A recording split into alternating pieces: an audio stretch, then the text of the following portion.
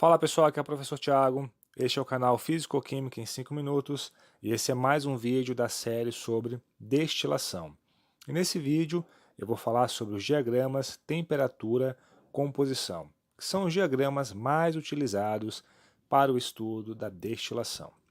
Então pessoal, como eu acabei de dizer, os diagramas mais utilizados para o estudo da destilação são os diagramas de temperatura, composição, como esse que está mostrado aí para você. Temperatura vai no eixo Y, composição no eixo X. ZA é a composição global, como eu expliquei em bastante detalhes. Em outro vídeo, vou deixar logo mais aí um card para você clicar e poder assistir. Alguns pontos importantes que a gente precisa frisar aqui no início. Quando ZA é igual a 1, eu tenho apenas A puro. Logo, sobre a linha vertical, que cruza ZA igual a 1, eu vou ter o ponto de ebulição do componente A puro. Aqui estamos considerando, evidentemente, uma mistura binária de um componente A com um componente B. Okay? E, evidentemente, a pressão constante. Então, quando ZA é igual a zero, pessoal, eu vou ter apenas o outro componente da mistura. Então, sobre aquela linha vertical que cruza ZA igual a zero, eu vou ter o ponto de ebulição do componente B puro, ok? Aqui, pessoal, é importante comparar depois com aquele diagrama de pressão-composição, porque a gente tem aqui uma inversão. Na região abaixo da linha vermelha, eu vou ter a solução no estado líquido, ok? A fase líquida é a mais estável. Entre a linha vermelha e a linha verde, vamos ter um equilíbrio entre as fases líquida e a fase gasosa, ou vapor. E acima dessa reta verde, a gente vai ter, ou dessa linha verde, essa curva verde, melhor dizendo, a gente vai ter apenas a fase gasosa, ok? Então, quando a gente tiver um equilíbrio líquido-vapor, a gente vai ter na curva vermelha a composição do líquido e na curva verde a composição do vapor. Ok, pessoal? Então vamos ver aqui um exemplo para a gente começar a destrinchar os pontos importantes desse diagrama.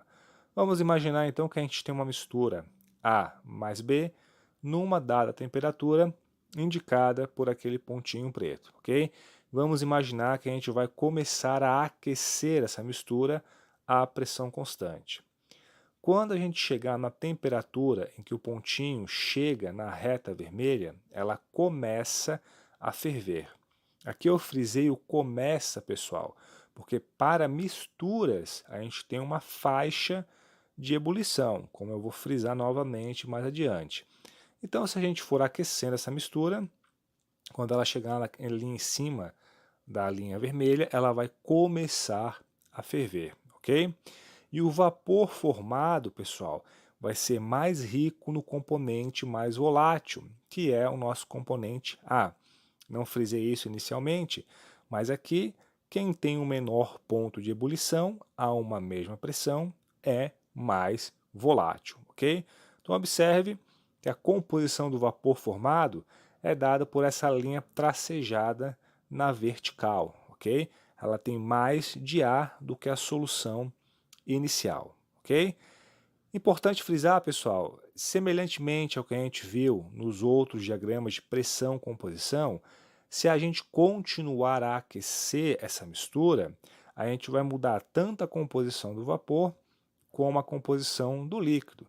Então eu aqueci, subi mais um pouquinho aquele ponto, vou ter outro líquido em equilíbrio com outro vapor. E a composição de cada uma das fases está dada por essa linha vertical pontilhada.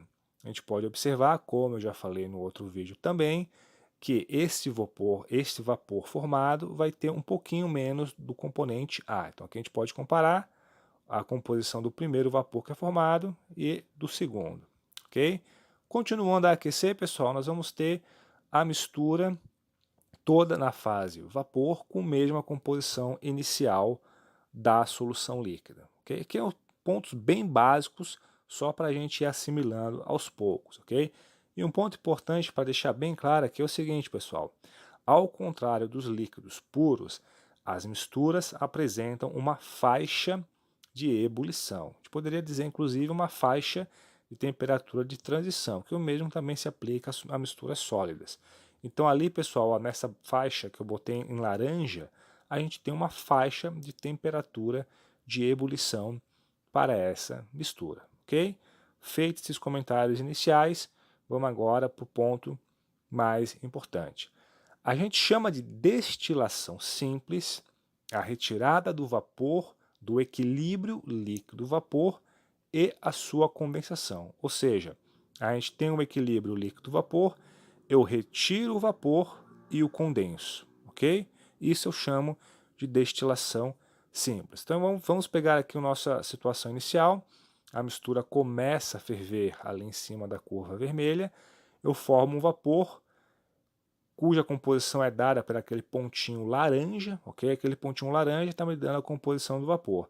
Agora vamos imaginar que eu pego esse vapor, retiro do equilíbrio e vou resfriando ele até esse outro pontinho aqui, ó, ok? Quando eu faço isso, pessoal, eu vou obter uma solução líquida que tem uma composição, uma quantidade de A maior que a solução inicial. E como o meu componente A é o mais volátil, eu digo que isso é um processo de destilação simples. Eu comecei com uma certa quantidade de A, fiz esse processo de ebulição, condensação, obtive um líquido mais rico em A. Como é que a gente costuma fazer isso no laboratório? Um esquema semelhante a esse que está aí, ó. A gente coloca a nossa solução, que eu vou utilizar aqui o número 1, num balão, a gente aquece esse balão, ele vai formar, evidentemente, um vapor, ok? Então, o vapor ele vai estar colocado aqui, ó, só para deixar mais claro, nessa região acima do líquido, ok? Aqui tem um termômetro para medir essa temperatura. Esse vapor vai entrar nesse condensador, que é por onde passa um líquido para resfriar o vapor, e vai gotejar aqui nesse Erlenmeyer, ok? Então, no Erlenmeyer eu vou obter a minha solução destilada, melhor dizendo, que eu indiquei aqui pelo número 3, ok? Processo bastante simples, ok?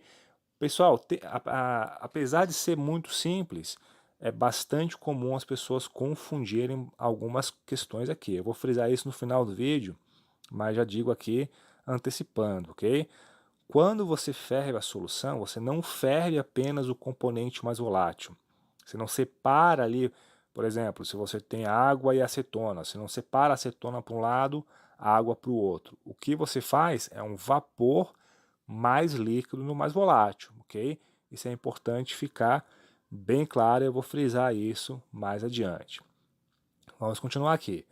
A mistura que a gente obteve no final, no final do processo, ela pode também ser destilada, ok? E eu posso repetir esse processo quantas vezes eu quiser. Então eu posso pegar aquela solução no Erlenmeyer, botar em outro balão e fazer uma destilação.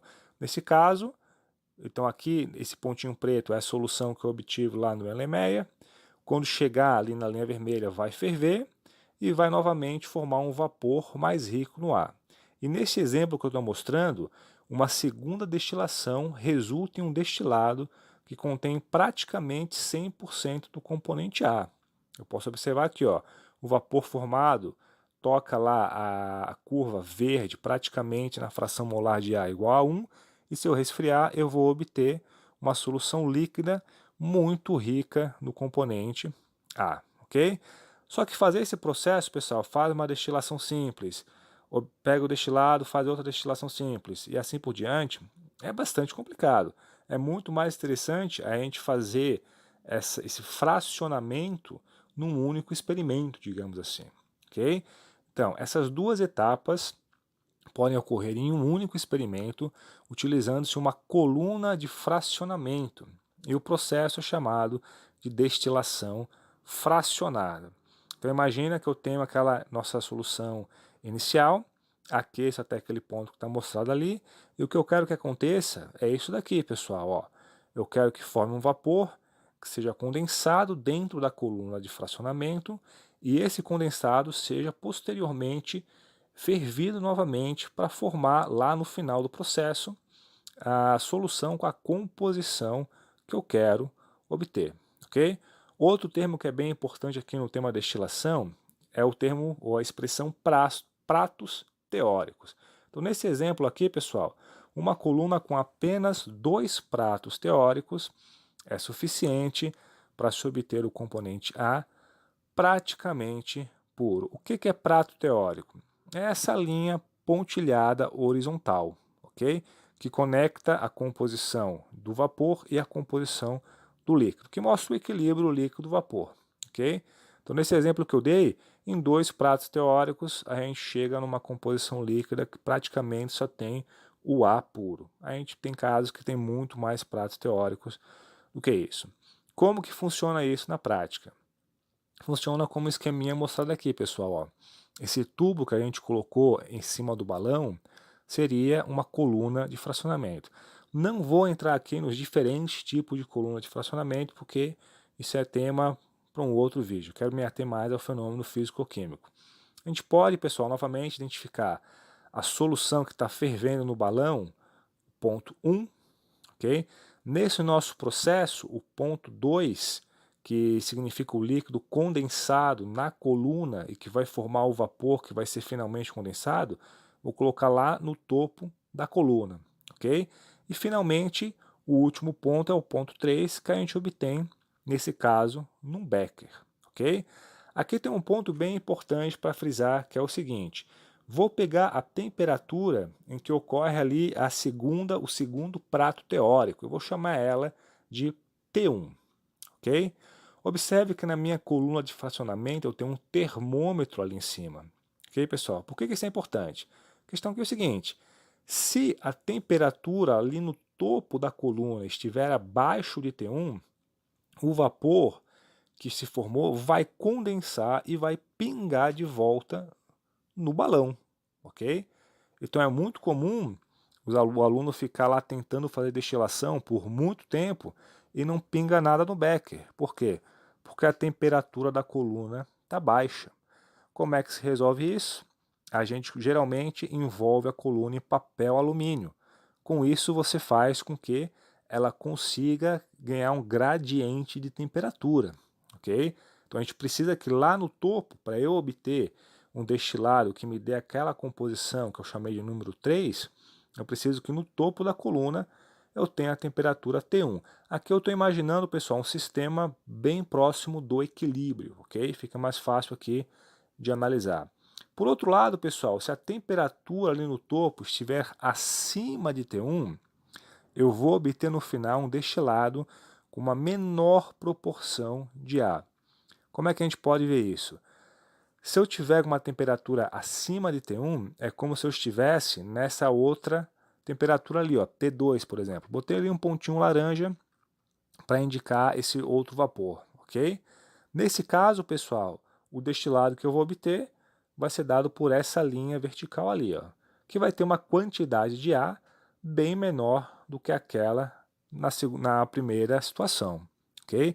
Então é bem importante controlar a temperatura que vai estar no topo da coluna, porque fazendo isso a gente controla a composição do destilado que a gente vai obter.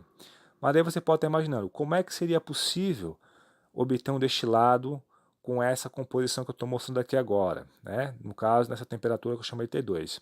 Isso vai depender da temperatura em que foi feito a fervura da solução.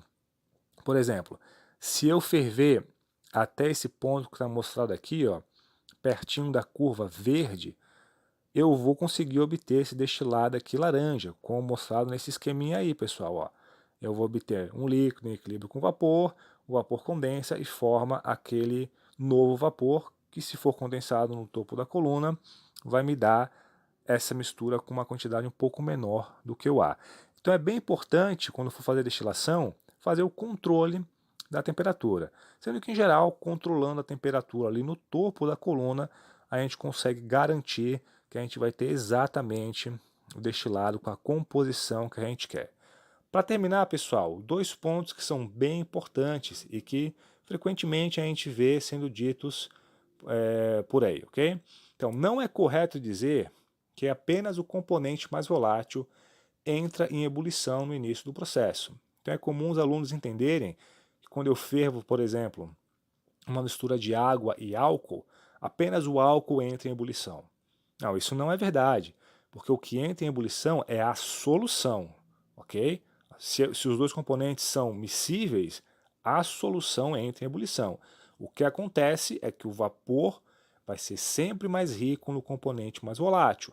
E se você vai repetindo esse processo várias vezes numa coluna de fracionamento, você consegue obter um destilado muito rico no componente mais volátil. A gente vai ver que no caso da água e álcool, em outro vídeo, tem uma situação, uma particularidade ali, ok? Também não é correto dizer, pessoal, que só o componente mais volátil consegue subir a coluna de fracionamento. É também comum encontrar pessoas dizendo isso. Isso não é verdade, ok? Não é que o componente mais volátil consegue subir. Você sempre está subindo uma mistura, ok? Mas sobe uma mistura, ok? Em determinado momento acontece mais um ciclo de ebulição, e aí a mistura gasosa que sobe vai ser mais rica no mais volátil, ela condensa mais em cima da coluna, tem mais um ciclo de ebulição, forma um outro vapor cada vez mais volátil, e assim por diante. O vapor que sobe é sempre uma mistura, mas ele vai sendo uma mistura cada vez mais rica no componente mais volátil, ok? Então é sempre bom ter isso em mente para conseguir entender direitinho esse processo. Se você gostou desse vídeo, dê um like, se inscreva no canal, deixe suas dúvidas nos comentários e nos siga nas redes sociais. Valeu, pessoal!